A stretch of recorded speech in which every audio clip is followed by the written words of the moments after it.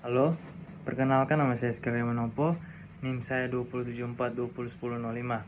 Baik, di saat ini saya akan menjelaskan hasil UAS saya di mata kuliah Hukum Perusahaan. Yang pertama saya akan membahas tentang bentuk-bentuk perusahaan.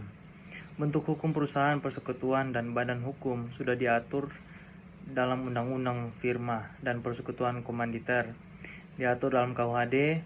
Perusahaan terbatas diatur dalam Undang-Undang Nomor 40 Tahun 2007.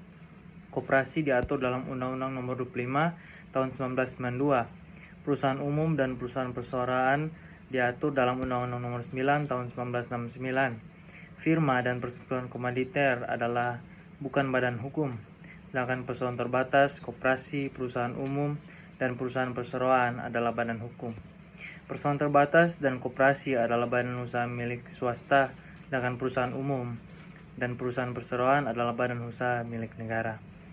Kedua, perusahaan perseorangan.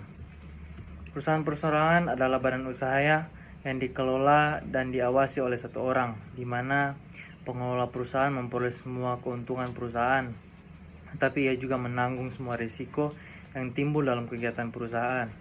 Pada umumnya, perusahaan perseorangan bermodal kecil, terbatasnya jenis serta jumlah produksi, memiliki tenaga kerja atau buruh yang sedikit, dan penggunaan alat produksi teknologi sederhana.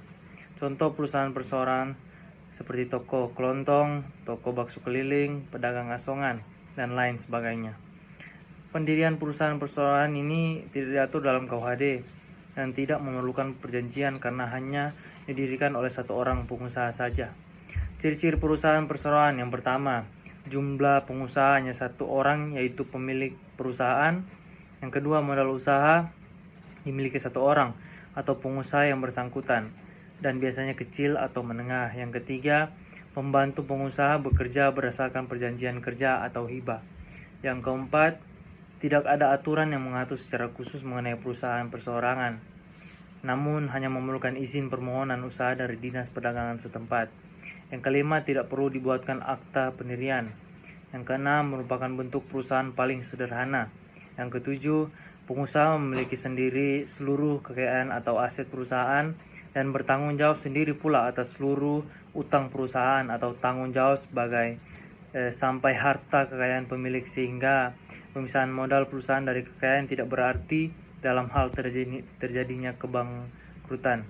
Yang ke-8, bentuk perusahaan perseorangan adalah perusahaan dagang atau PD atau usaha dagang atau UD. Perusahaan perseorangan dibagi dalam dua kelompok, yaitu yang pertama, usaha perseorangan berizin memiliki izin operasional dari Departemen Teknis. Misalnya, bila perusahaan perseorangan bergerak dalam bidang perdagangan, maka dapat memiliki izin seperti tanda daftar usaha perdagangan atau TDUP, dan juga surat izin usaha perdagangan atau SIUP. Dan yang kedua, usaha perseorangan yang tidak memiliki izin, misalnya usaha perseorangan yang dilakukan para pedagang kaki lima, toko barang, kelontong, dan sebagainya. Persekutuan firma. Berdasarkan pasal 16 Kitab Undang-Undang Hukum Dagang, firma adalah sebuah bentuk persekutuan untuk menjalankan usaha antara dua orang atau lebih dengan memakai nama bersama. Persekutuan firma merupakan bagian dari persekutuan perdata. Maka dasar hukum persekutuan firma terdapat pada pasal 16 sampai dengan pasal 35 Kitab Undang-Undang Hukum Dagang atau KUHD, dan pasal-pasal lainnya dalam Kitab Undang-Undang Hukum Perdata atau KUHD yang terkait. Pembentukan firma.